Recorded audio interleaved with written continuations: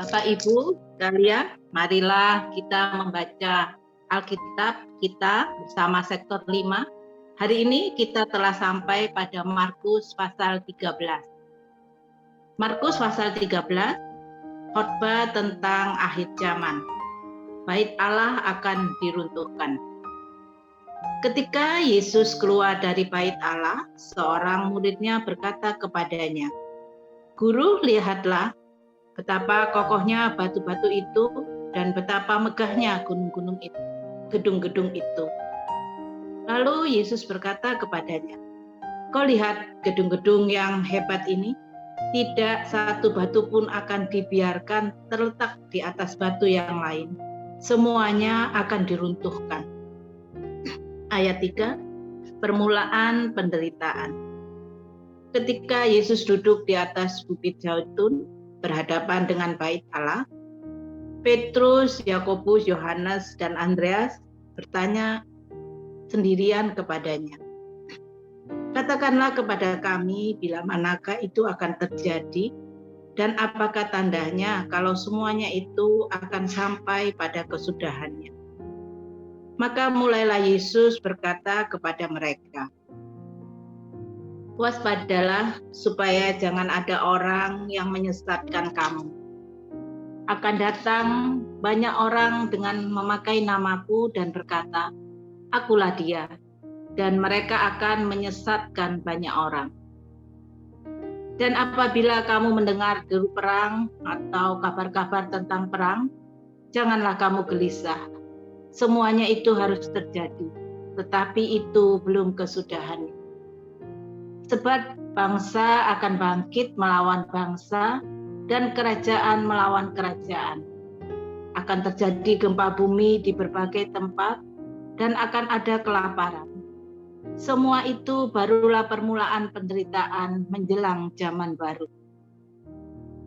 Tetapi kamu ini, hati-hatilah. Kamu akan diserahkan kepada majelis agama dan kamu akan dipukul di rumah ibadat dan kamu akan dihadapkan ke muka penguasa-penguasa dan raja-raja karena aku sebagai kesaksian bagi mereka. Tetapi Injil harus diberitakan dahulu pada semua bangsa. Dan jika kamu digiring dan diserahkan, janganlah kamu khawatir akan apa yang harus kamu katakan. Tetapi katakanlah apa yang dikaruniakan kepadamu pada saat itu juga. Sebab bukan kamu yang berkata-kata, melainkan Roh Kudus. Seorang saudara akan menyerahkan saudaranya untuk dibunuh. Demikian juga seorang ayah terhadap anaknya. Dan anak-anak akan memberontak terhadap orang tuanya dan akan membunuh mereka. Kamu akan dibenci semua orang oleh karena namaku, tetapi orang yang bertahan sampai pada kesudahan, ia akan selamat. Ayat 14, siksaan yang berat dan Mesias-Mesias palsu. Apabila kamu melihat pembinasa keji berdiri di tempat yang tidak sepatutnya, para pembaca hendaklah memperhatikannya, maka orang-orang yang di Yudea haruslah melarikan diri ke pegunungan. Orang yang di peranginan di atas rumah, janganlah ia turun dan masuk rumah mengambil sesuatu dari rumahnya. Dan orang-orang yang sedang di ladang, janganlah ia kembali untuk mengambil pakaiannya. Celakalah ibu-ibu yang sedang hamil atau menyusukan bayi pada masa itu. Berdoalah supaya semuanya itu jangan terjadi pada musim dingin. Sebab pada masa itu akan terjadi siksaan seperti yang belum pernah terjadi sejak awal dunia yang diciptakan Allah sampai sekarang, dan yang tidak akan terjadi lagi. Dan sekiranya Tuhan tidak mempersingkat waktunya, maka dari segala yang hidup tidak akan ada yang selamat. Akan tetapi oleh karena orang-orang pilihan yang telah dipilihnya, Tuhan mempersingkat waktunya. Pada waktu itu, jika orang berkata kepada kamu, "Lihat, Mesias ada di sini," atau "Lihat, Mesias ada di sana," jangan kamu percaya. Sebab Mesias-Mesias palsu dan nabi-nabi palsu akan muncul, dan mereka akan mengadakan tanda-tanda dan mujizat-mujizat dengan maksud sekiranya mungkin menyesatkan orang-orang pilihan. Hati-hatilah kamu. Aku sudah terlebih dahulu mengatakan semuanya ini kepada kamu. Ayat 24, kedatangan anak manusia, perumpamaan tentang pohon ara. Tetapi pada masa itu, sesudah siksaan itu, matahari akan menjadi gelap, dan bulan tidak bercahaya, dan bintang-bintang akan berjatuhan dari langit, dan kuasa-kuasa langit akan goncang.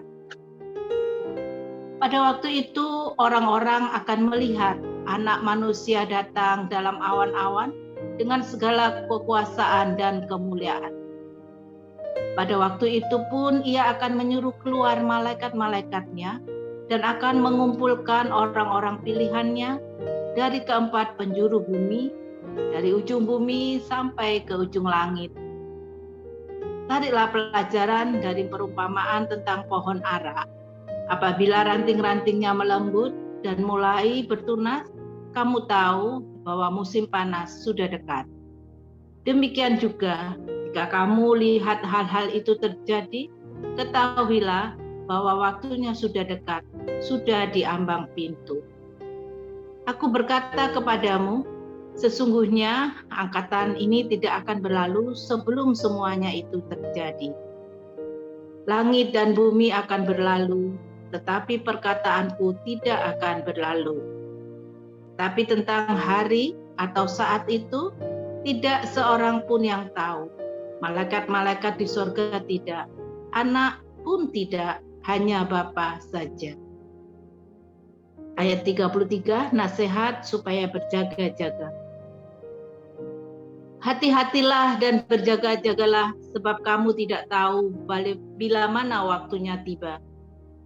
Dan hal yang sama seperti seorang yang berpergian, yang meninggalkan rumahnya dan menyerahkan tanggung jawab kepada hamba-hambanya, masing-masing dengan tugasnya, dan memerintahkan penunggu pintu supaya berjaga-jaga.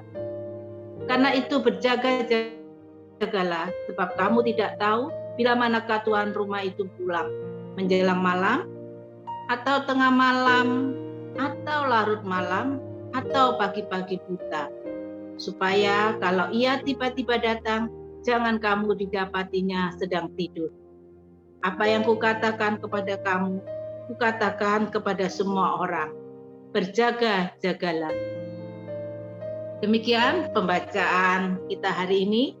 Firman Tuhan hari ini mengajarkan kepada kita untuk berjaga-jaga. Kiranya Roh Kudus memampukan kita dan menolong kita melakukan sesuai dengan firman-Nya.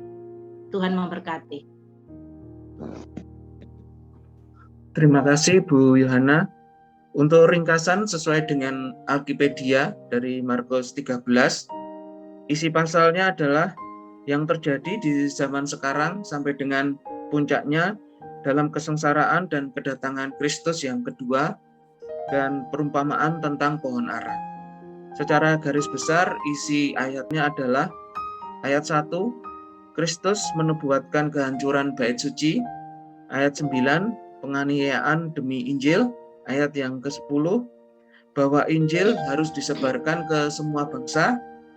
Ayat 14, bahwa malapetaka yang hebat akan terjadi pada orang Yahudi. Ayat yang ke-24, dan cara kedatangannya untuk menghakimi. Ayat yang ke-32, waktunya tidak ada seorang pun yang tahu. Setiap orang harus berjaga-jaga dan berdoa, supaya kita tidak didapati sedang tidak berjaga ketika dia datang kepada masing-masing orang melalui kematian. Judul-judul berikutnya untuk ayat 1 sampai dengan 2 itu adalah bait Allah akan diruntuhkan. Ayat 3 sampai 13 permulaan penderitaan. Ayat 14 sampai dengan 23 siksaan yang berat dan Mesias-Mesias palsu.